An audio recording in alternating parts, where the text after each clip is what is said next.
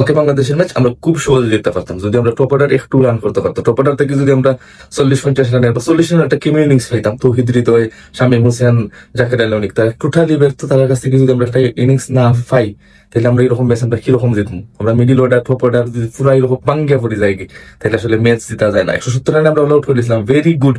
আমরা খুবই আশা আসলাম যে আশায় আসলাম আমরা রান করবো এবং আমরা এই রানটা চেজ করে জিততে পারবো।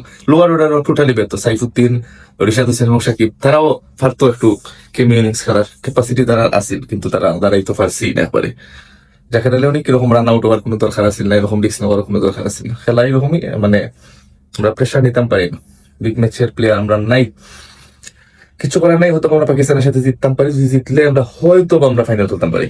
কিন্তু এরকম যদি মেন্টালিটি থাকে, এরকম যদি প্রেশার আমরা নিতাম না পারি, তাইলে এরকম বিগ ম্যাচ আমরা এরকম আর এটিকে বোঝাইত। তামিমরে একটু রেস্ট দেওয়া দরকার আছে, কারণ এরকম দায়িত্ব জ্ঞানহীন ভাবে আউট হওয়া কোনোভাবে মানা যায় না।